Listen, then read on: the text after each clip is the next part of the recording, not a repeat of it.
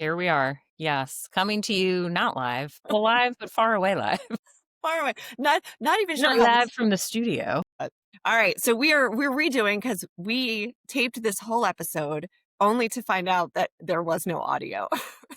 which is so on brand for us. It really is. Like if we didn't do that, I would have been concerned. If we walked out of there and everything was correct, Yeah. I would have thought we did. No, it's just not us. It's just not what we do. The universe has a funny way of did you learn what you needed to learn? No.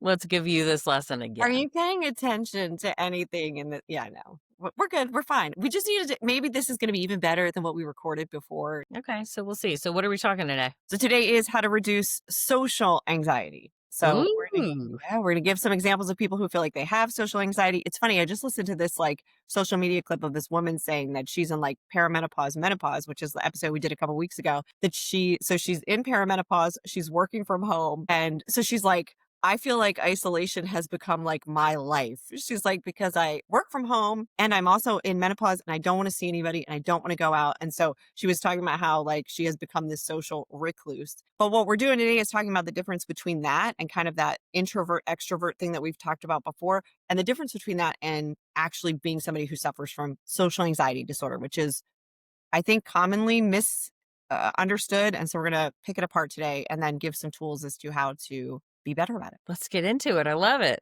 I know. All right. So first, we're going to talk about difference between introvert and extrovert, and you're going to talk about an introverted extrovert and an extroverted introvert, which I cannot identify with because I am full on one of the other. Girl, So that is not true, by the way. I believe it to be true. I really do. All right. So introvert. This is the way we want people to start to think and understand the idea of introvert. So introverts recharge their batteries and reset and get more creativity, get more ideas, work through problem solving with alone time. And that's how they recharge and they get set for the rest of the day. So we gave you the example of like people who are introverts will get home on a Friday night, put their comfortable clothes on, and they will have a whole agenda for the weekend, but it will mostly consist of not leaving the house if possible. And during that time, they are recharging, resetting the batteries. So when Monday comes, we can do this again, right? We have the energy to do it again. Mhm. Extroverts are the opposite. They come home Friday. They're like, what are we going to do? I got to get out of here. I got to be around some people. I need the energy of other people. Other people will tell me stories that will give me ideas, that will give me great places to vacation that I wasn't thinking about before. And so they get through the weekend. They have a couple plans. They see a bunch of people and they get to Monday morning and they're like, all right, I went out. I had fun. I recharged my battery. I'm ready to do this week again. Do you think though those people, I'm like, do they have like computer jobs? Or do you think they have jobs where they're like engaging Mhm. socially all day? Yeah. Because I mean, we talk to people all day for a living. So I think it's normal. Like, oh yeah, you probably do want to be alone. But I'm like, I can't imagine like talking to people all day and then being like, nope, battery's still not charged. Got to get out there. Yeah.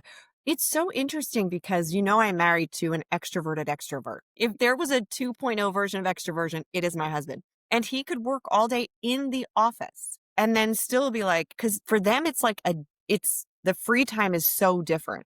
It really is recharging their batteries. Like for them, working in the office is still draining the battery like it drains everyone's. But people time is what recharges their battery. Where for the introvert, it's that alone time. It's the quiet. It's the I can put my sentences together. I can, work through something. So, no, it really is for extroverts. It is being around the activity and the vibe of that energy recharges their battery. Yeah. I'm like, Lost on you, huh? well, I mean, social anxiety is a little bit lost on me just because, I like, know. And we will get into that today. And I yeah, am so jealous that you do not suffer from this. I know. yeah, social tiredness I suffer from. Right. People fatigue. Mhm. Yes, humans. It's too Yeah. much humaning. Too much peopling, too much peopling. Yeah. Yes, there is a great book, that's a good plug. Actually, it's in the other room. I should have had it, and then I could have held it up, but, it's called Quiet by Susan Cain, and it's Mhm. all about the unexpected joys of being an introvert, and I think there's a misconception, and we've talked about this before, that, like, the goal is to be more extroverted. Yes. Like, I have clients that come in and sometimes they'll say like, "Yeah, I think I need to, like, see more people. Yeah, I think I need to be a little more outgoing." And it's like, "Well, why?" My family thinks. I'm like, "How do you feel about it?" They're like, I'm okay. I'm good. Like, I Mhm. like my alone time. Yeah. Speaking of books too, I used to recommend this all the time, not necessarily for social anxiety disorder, because again, that's so different, but for introverts. I read it myself because I thought, okay, I should be reading this book. But you might have read it. It's the Year of Yes by Shonda Rhimes. And I think that's a good book for people who really do suffer from introversion because in the book, she talks about how she was, going through and saying like no to certain functions because she didn't want to go. She didn't want to go. And one of her sisters, I think it was, like called her out on it, and was like, of course you said no. You say no to everything. And she's like, what are you talking about? Like, I have a very public job. I go out all the time. What are you talking about? They're like, no, no, no. You go to what you have to go to. You say no to everything. And so she made this deal with herself that she was, wherever possible, going to say yes to everything that came up in the year to get more exposure, to go out more, because left to her own devices, which is that introversion thought process, I will just would rather stay home. I would rather not go out.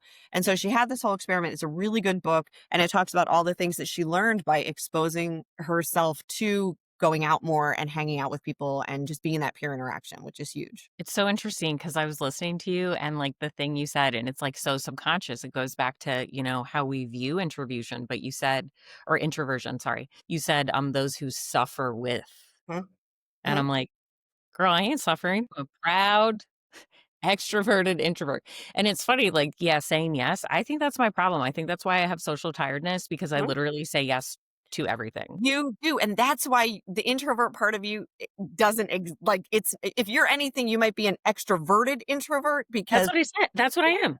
you say yes, and I'm telling you, an introvert has to be like talked into something. Like it's a Yeah, like I said, yes, my friends are going to a wedding. They're like, "Will you come dog sit?" They have 4 Bernedoodles, so it's like my dream.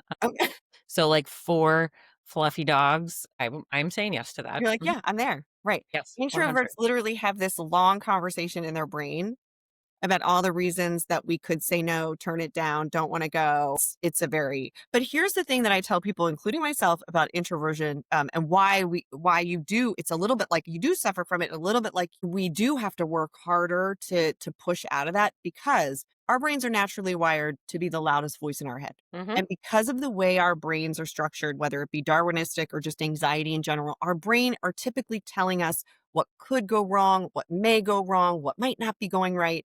So naturally, our brain sounds in our head a little bit more negative, right? So in introvert, when your brain is the loudest voice in your head and the only voice you hear, that can be very dangerous for your mood, right? If I am introverted and I isolate a great deal and I already know my own voice is the loudest voice in my head and there's nothing to counteract it, so it's the only voice I hear. I think that's why I say yes to stuff. I Absolutely. think that is why I kinda operate the way that I do, where it's like, "Yeah, okay, I'll do that." Yes. Because if I think about it too long, I think then maybe it'll be like, "Well, but we might be tired. Well, but we Mhm. might be da da da da da da da," like, whatever. So I just say yes to a lot of things, but I think that maybe that contributes to my social tiredness. Yes. Yeah. Right. You're just exhausted from arguing with myself. I'm just And I know tired. I'm really tired. But it's really Yeah. good then because you get that peer interaction, you get that socialization, and those voices who said, oh my God, I'm so glad you showed up. Oh my God, it's so great to see you. Oh my God, you're a blast. Now they counteract any of those other thoughts in your head that were like, we don't go out. I haven't been doing this. I'm sucking going to the gym lately. I haven't been doing great at work. So there's other voices, right? There's other thoughts that are being pushed in. And that is so important. And Mhm. that goes more on the mood scale than anything else. But yeah, that it's super important. So those are the differences between the introvert and extrovert. The reason why we talk about social anxiety disorder as a separate thing is because you can be an extrovert and still have social anxiety. You can be an introvert and have Mhm. social anxiety. That is not the descriptor of the social anxiety, right? The social anxiety disorder is based out of fear or worry when you are entering social situations. Typically and most likely are around peer interactions where there will be people that you will have to engage with, right? So there's an expectation of engagement. And it's that fear or almost innate reaction to run away from or avoid. So that avoidance of these situations. So that is more what social anxiety is. You can be an extroverted person who still is having anxiety going into these particular functions. Mhm. So I'll break down for you how it feels. Please do. because you Please. don't necessarily have those, right? So, yeah. So, one of the biggest things that we talk about with social anxiety disorder, first of all, is the avoidance. So, what comes first is like we talked about a little bit, like introvert, which is you talk to yourself about not going. But with social anxiety disorder, it's typically because I'm going to blank, blank, blank. I'm going to not have the right dress code, which we've talked about before. I'm not going to have anybody to talk to. I'm not going to have any fun. I'm just going to want to leave. I'm not going to know anyone. So those particular things will then help you avoid the situation. So avoidance is one of the biggest things that is a trait of the social anxiety disorder. We just keep pushing back to not going. And what we know about that to be true is the longer that we avoid something, the more anxiety we then develop. So if you invite me to go somewhere, you go invite me to a concert, I'm like, oh my God, I'm not going to a concert. So many people, we'd have to be there forever, traffic, driving, all the things. So I don't go. And then you're like, all right, well, there's a concert next month. I'm going to hit you up again, see if you want to go to that one. Now I've avoided and I have to come up with another excuse as to why I'm not going to go to that one. And now I'm worried about what you're going to think of me, but I definitely now I'm super anxious to go. And so it's like a rolling hill of anxiety that comes from the avoidance. Speaking of cars, I thought of you this weekend because, yeah, I was in the city. Oh, girl. Yeah, I drove in the city and, there was some, like, bike thing there was a bunch of stuff going on, some bike ride, something. So I had to go this back way, and they call them speed cushions. It's a speed. Um, it's like a speed pillow, not a bump. So it's, like, a little Okay. flatter than a bump, but I'm, like, driving over this I felt like I was in Mario Kart. There was, like, potholes and, like, everything. And then, my friend is like, "Oh, I got you a guest pass. You can park in zone 25." I'm like, "What in the hell is zone 25?" Like, I don't know. And so I'm just driving around looking for a parking spot. Let me just tell you, I found a parking spot almost right out front of her place, Mm. and I parallel parked. Oh, no. See, no. And then I went and picked up my son, and we came back. The restaurant we were going to, because he lives very close to where my friend lives, and, the restaurant we were going to is on the street that she lives on. So I'm like, "Okay, let's find a spot." Can't find a spot. I'm like, "My man, I think we're gonna have to go back. Let me see if my old spot's still there." It was. And Ooh. I had to parallel park again. Oh my God. I know, They I was like, "The first time it's a fluke," and you're like, "I did it. Everyone saw me. Okay, I live to see another day." But, like, You know what stresses me out about parallel parking? How close the people in front of me or behind me are going to get if they leave and someone new comes in. Because if you box me in, I'm there for days. I'm living there. I'm just gonna pitch a tent. Like I'm never it's like, leaving. "Er, er, What? What? and then Yeah, turn no, the I wheels. can't do it. I can't do it. I'm gonna hit Yeah. something. Yeah. I stress about the people in front and behind me because I pull in so that there's enough room, right? No, I literally thought of you, and I was Yeah. like, "This is Nina's worst nightmare." Nightmare. And I was like, Nightmare. "We did it. It's great." We locked the door. I I'm was so like, proud of you. "Victory." Just buzzing around the city. Really, it was like one street, very close Hey, to, listen, there was stuff going on there. It's the city. yeah, in Northern Liberties, I think yeah. I would have walked 3 miles just to get to the restaurant. I'd have been like, "Meet me, and I'm not leaving this parking spot. We're just staying the whole weekend." That's it. We live here now. Yep, we're done. Yeah, I'm boxed in. Mhm. Right. So other issues with social anxieties, and I'm gonna challenge you on if you get these or not. So it's Okay. cognitive distortions, which I know you are super familiar with. These are I like to describe them as the lies we tell ourselves, right? The lies we share in our brain. So for social anxiety disorder, it is kind of all the things that I had said before, but it's a bunch of uh doom and gloom about how the situation may or may not go, right? So one of the key ones that people will say when they're talking about their social anxiety disorder is, I'm going to go and I'm not going to have anybody to talk to, right? I'm just going to stand there. It's going to be awkward. No one's going to say hi to me. I don't know how to small talk. That's another thing people will say often. I don't know how to just chit chat with people. I don't like small talk, or I don't have anything to wear. There's no reason for me to go. It's too much to get dressed up and get there. It's too much time. What if I want to leave early? So all of these worries and almost concrete, I know what's going to happen statements will go on in someone's mind that will make them then eventually say, I don't want to go. Or when they go, the anxiety level is so high that Mm. it is present while I'm trying to enjoy this event that I actually showed up for. And so the anxiety level gets so high that people immediately just want to withdraw and don't want to go. So I will have like like, what am I going to wear? Or I haven't left my house yet and I want to come home, but it doesn't make me anxious and it never deters me from it's literally a thought I have and it's like in and then it's gone. Like Hmm. it never lingers to a point where I'm like, I shouldn't go. It's just like when I've already decided it's happening, Whether that's like, okay, we're recording the podcast today or I'm dog sitting, that I don't know, something about my brain when I decide I'm doing it, it's done. Like it's You're happening committed. there's not a thought Yeah. about You don't not have those cognitive mm-mm, arguments in your head mm-mm. that's telling you all the reasons why it would just be easier to stay home. Nope, I just once I decide I'm doing it, unless, famine, locusts, I get ill, like there's no, I'm like unless there's some very compelling external reason, my brain and I don't know, maybe that's why I don't have anxiety because it's just like, no, we're doing this. So what is that worrying about it going to offer up? I No, don't I know. would say that you're absolutely on par because anxiety disorders and generalized anxiety disorder, so anything that revolves around anxious thoughts, always have some sort of catastrophizing or fortune telling, right? So, catastrophizing is I always get nervous at these things. I never know who to talk to. It's always boring. It's always awkward. So, there's really big statements that just make it sound like I never have a good time anywhere I go. That's catastrophizing. And then the fortune telling is I'm going to hate it. No one's going to talk to me. So I'm gonna regret going. I'm gonna think I should have just stayed home, right? So the fortune telling is it's going to be terrible. So what's the point of going? And all those things want to feed into the avoidance, right? They want to get me not to go. Would you ever like, let's say there was, I don't know, something you were like had a hobby about and there was like a weekend, we'll just call it a festival for lack of a better term, but not Burning Man. Okay. Okay. No We'll hot. call maybe a gathering. Yes. Um, would you go by yourself if no one wanted to go with you? But that's a great question. I'm gonna say no. I would go anywhere with someone. Okay. Anywhere. Like Okay. anywhere with somebody. Even the That's city? yeah, I'm not driving. Okay. I will roll with you to the city. I'm just not driving us to the city. You'll But yeah, roll with this homie to the I city. would, absolutely. I am the best passenger princess, like, the best. Like, I will tell you what road we need to turn on. I'll tell you where the Wawa is. Like, I'm a I blast. could totally see that. Yes, I'm a blast as a passenger princess because I have no anxiety. If I am the person who is the leader or I'm leading myself, I think I would. I want to say, of course, I would go. Like, if there was something I was dying to do or a concert I was like dying to see, and I'd be like, oh my God, it's a once in a lifetime thing. Like, I've always wanted to go. I would love to say, but I think if it were me and only me and I was like running the whole thing, I think I would find reasons to duck out.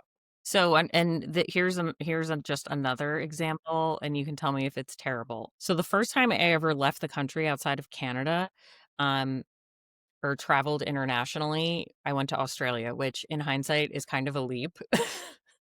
Yeah. I mean, I feel like you're not getting the gravity of social anxiety at all.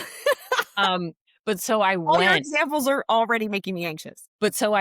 and, my brother, is in the military, he's still in the military, but he was deployed, he was in Afghanistan, and he was on leave, and he was gonna come home, and then he was like, "Yeah, I kinda wanted to go to Australia, no one would go," and I was like, "Dude, I'll go, I'll meet you there." I had never flown out of the country, so first I had to fly to LA, then I had a layover for 6 hours, I was in grad school, so I was working on, like, a paper, I had, like, a stack of books, My God. typing on my laptop, Mhm. and then, flew to Australia. That was like a 22-hour flight. So it was like 5 hours to get to LA, 22 hours, and then another short flight. It was like 2 hours north. And then I get there and I have to get in like a van and get to where we were staying because like my brother wasn't coming. He didn't get there until like 2 days after I got there. My God. No. So Yeah. now is that Oh a my God. hard No. hard Listen, you lost me so early in that conversation. That example, like okay. you are so far removed from Okay. is fantastic. And for those listening, when I say stuff like I would never do that or I don't think that's my comfort zone, that's we don't just leave it there. And so we'll move now into like, okay, so what do we do? We're socially anxious. We have social anxiety disorder. What do we do? Do we never do these things? Do we never go? That is not the answer. I have social anxiety. The answer is not to just stay reclusive, feed into the introversion, don't go places. That's not where we leave it. But we do start with more, first of all, exposure therapy, which you and I have worked with in tons of different cases. We use it a lot of times for anxiety and sometimes for trauma work and all those things. But exposure therapy is really small doses of exposing yourself to the things that do make you anxious, right? So let's take driving into the city for me. If this was something that I was like, this is deterring me from doing things I want to do. If there was a ton of things in the city that I'm like, I really am missing out on these things, we wouldn't just be like, oh, well, I have social anxiety. I'm not going to do it. we would say, okay, well, what do we have to do to be comfortable first to expose ourselves to this? And it might be, well, I need to go with somebody, but maybe I need to be the driver, but I need to go with someone, right? And I want to just go in and out. Like maybe we're just going to go and we're not going to park crazy because that would get me anxious. We're going to go somewhere where we already determined has parking and we can have a meal and then we can leave easily and we'll do that and we'll come back. And then maybe a month later, you're going to try something different. And so those particular exposure and behavioral techniques gradually help us to decrease that anxiety level while we're also increasing our confidence in being able to do these things. So that's the biggest thing is that most people will drop it at I'm anxious, so I can't do it. And we don't leave it at that. We definitely want to be able to work through these things and gradually get through. It just takes time, both exposure therapy and behavioral action plans, which we often use as well. Those take time, right? They cover weeks and months sometimes, but we're going to reduce that anxiety level with each exposure to these things. So what you're saying is I should pause our trip to the Maldives. I'm thinking we need to start smaller is what I'm saying. Vietnam? Should we I mean, I think like a day trip somewhere is like where I'm at. Okay, so we'll keep everyone posted on Nina's exposure therapy journey of Yes. driving, parking, Yes. Yeah, we're those gonna things. get there. We're gonna get there. We will keep you posted. Yeah, I'm trying to think of something. I know there's been something recently that I was like, girl, look what I did. But I can't remember what it was. I know when my daughter was looking for colleges, which were, she of course had to pick everything that was minimal 5 hours away. And my schedule is more flexible than my husband's. So it was going to be me who was taking her most of the time to visit these things. And I had to be the driver. She could drive, but there's something with these girls who only want to drive when their mom is not in the car. And then when their mom is in the car, they want to be the passenger princess, which we've Well, I already picked my established son all up when I went to the city. I drive his car because it's smaller Mhm. than we drive. You and I Yeah. drive the same car. I'm not taking that in the city. So I drive his car. Do you know when I picked that kid up in his car? I go, "You wanna drive?" He goes, "Nah." Yes. Yeah. "This is your vehicle." I "Nah." know. My daughters do that every single time. Every single time. I don't understand it. And so those times I was just like, I have to do this. Like, we have to go visit these colleges. Some of them Mhm. are in the city and we're going to get through it. So again, it's like not feeding into that avoidance. Like, could I have found a different time where my husband could take a day off for work and come with, yes, but there has to be that push, right? We can't leave into the avoidance piece. If we lean into that avoidance, these get bigger. And that's like the Course. biggest Yep. message I can give people about anxiety and specifically social anxiety. The longer I feed into the avoidance, the bigger my anxiety gets. So the other thing I think with social anxiety, since now we're segueing into tips, and I will say this to clients, I think sometimes we don't know in social situations which ones we best show up in, right? I am I'm okay in a group, I guess, but my preference is like smaller or one on one. Yes, absolutely. I just that's just my jam. So I think the other thing is identifying like where do I best show up? Do I best because I have clients that have said like, no, I best show up when it can be like silly, surfacey. Mhm. That's my jam. Okay, so Yeah, those are the ones, right? I'm going to also seek those out because that allows me to, have some comfort and tolerate that. But I think also identifying, not to avoid the other ones, but also learning to balance out which ones do I feel less comfortable in, which ones do I feel more comfortable, but also like giving yourself permission to be like, I think I operate better when it's a small group or one on one, I think that's perfect. And again, you that know? goes back to those exposure therapy plans and the behavioral action plans. And that's why, we do plug therapy because it's so important because that's what a therapist will walk through with you. If you go in and say, listen, I have social anxiety, I'm not going out a lot, I need to have some plans to go out, but I need them to be comfortable.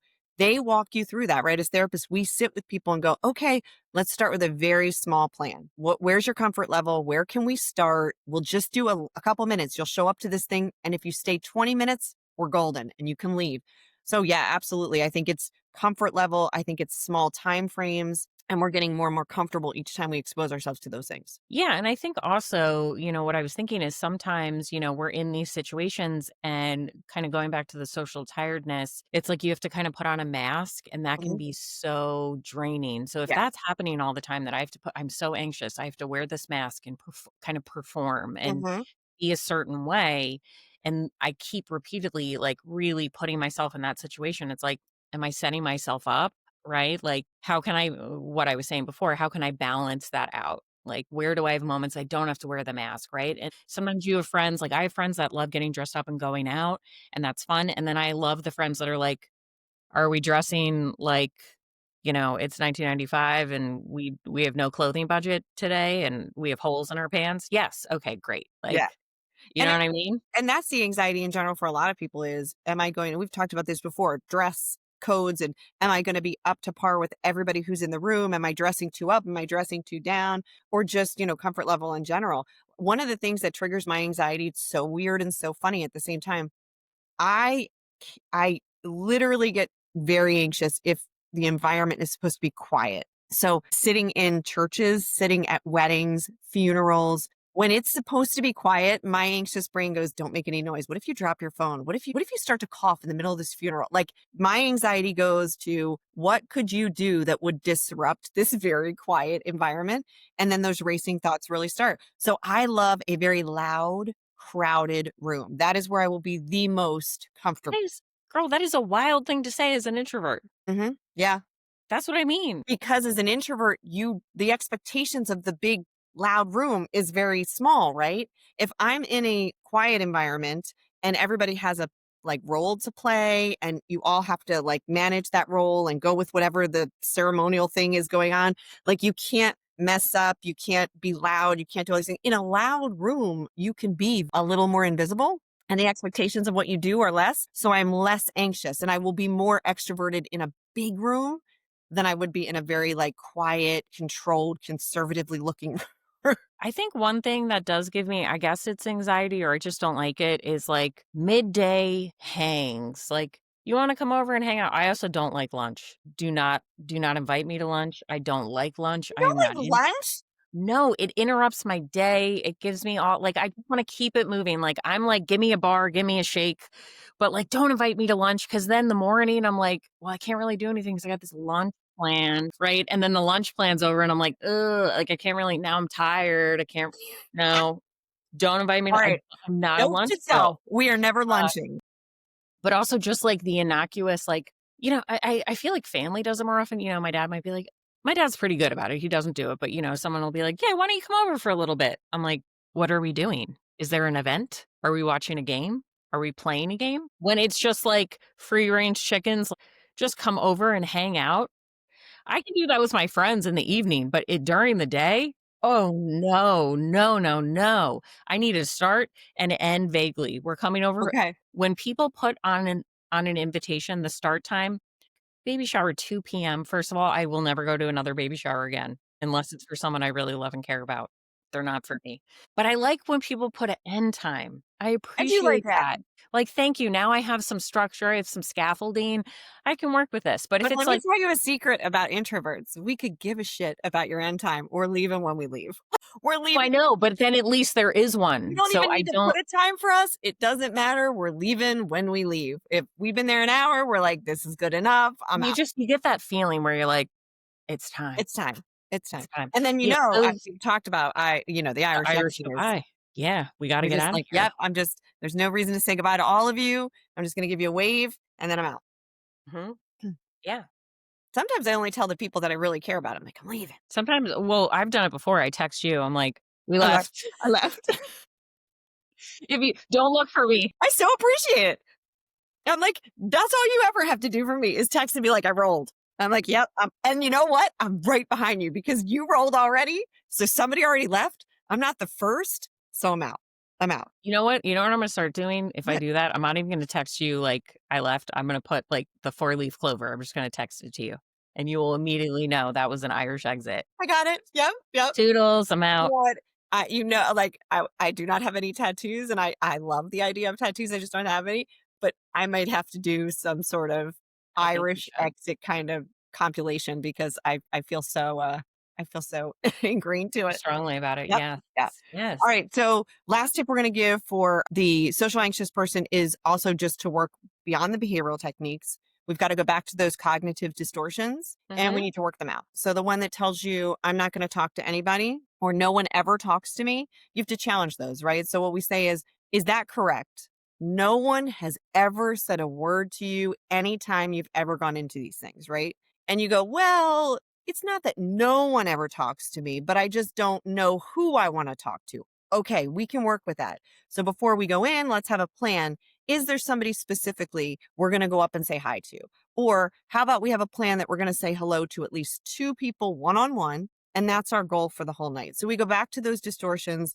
We have a reality kind of challenging with them where we do reality testing and say, this thing I'm telling myself is much bigger than it really is. It's not that no one ever talks to me. It's I don't talk to many people when I'm there. Okay. And then we come up with a little miniature plan for that.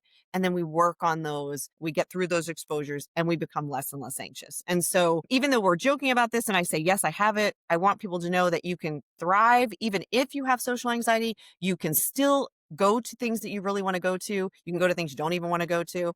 And they can become easier to get through. But I think maybe something that we can do next time we do the podcast is talk about treatments and specifically medications, because I think there's like a lot of people listening to this might be like, well, I just take my anxiety medication before I go. Not that we're trying to down that particularly, but I think that has become like a cultural thing now where we just take our anti anxiety medications for these things.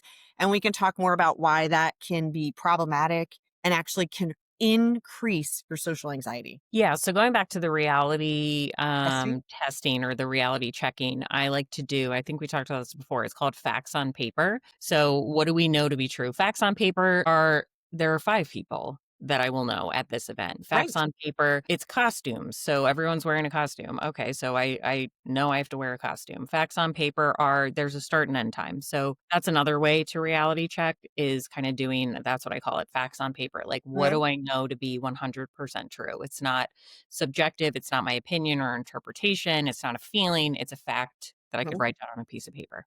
Right. Yeah. So, case in point to all this is if you suffer from social anxiety disorder, or you feel like you have social anxiety, we're hoping that you get a sense of we understand it. It's very normal. And we're trying to get that nearly normal mentality going on, which is I can live with this, I can thrive with this. And there are tools to make this much more manageable so that I can feel like I can attend the things that I want to attend. And attend things I don't want to attend, Exactly. Right. like a baby shower. No. We're going to talk about that offline. All right, guys, that's all we've got. Until next time, stay nearly normal.